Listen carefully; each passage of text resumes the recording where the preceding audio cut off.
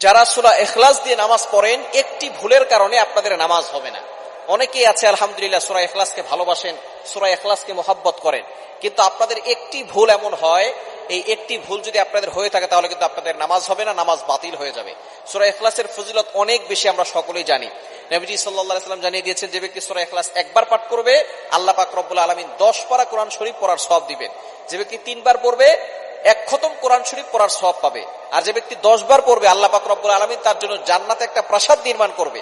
এবং আমরা এরকম অনেক হাদিস শুনেছি যে নবীজি সাল্লাল্লাহু আলাইহি ওয়াসাল্লাম জানিয়ে দিয়েছেন, যারা সূরা ইখলাসকে ভালোবাসবে সূরা ইখলাসের ভালোবাসা তাকে জান্নাত পর্যন্ত পৌঁছে দিবে।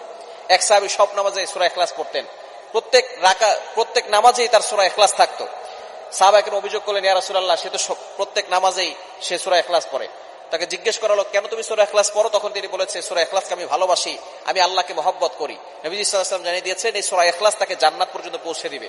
সুতরাং সূরা ইখলাসের ফজিলত অনেক বেশি, কিন্তু আমরা অনেকেই সূরা ইখলাস পড়ি, কুল হুয়াল্লাহু আহাদ আল্লাহুস সামাদ লাম ইয়ালিদ ওয়া লাম ইউলাদ ওয়া লাম ইয়াকুল লাহু কুফুয়ান আহাদ। ছোট্ট সূরা, ফজিলত অনেক বেশি। এই কারণে আমরা অনেকেই সূরা ইখলাস দিয়ে নামাজ পড়ি, কিন্তু আমাদের একটা ভুলের কারণে নামাজ বাতিল হয়। সেটা কি? আমরা অনেকে কফের জায়গায় কাফ পড়ি।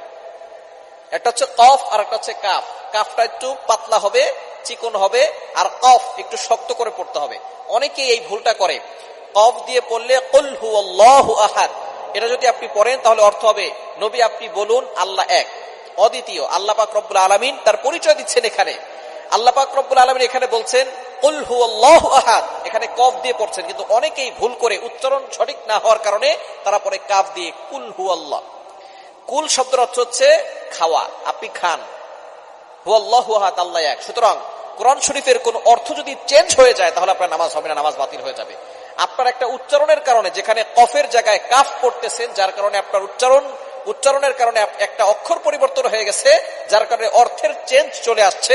এরকম শুধু সূরা ইখলাসে নয়, পবিত্র কোরআনুল কারীমের যেখানেই আপনি যদি উচ্চারণ সঠিকভাবে না পারেন, সঠিকভাবে না করেন, তাহলে কিন্তু অর্থ চেঞ্জ হওয়ার সম্ভাবনা আছে, যার কারণে আপনার নামাজ বাতিল হয়ে যাবে।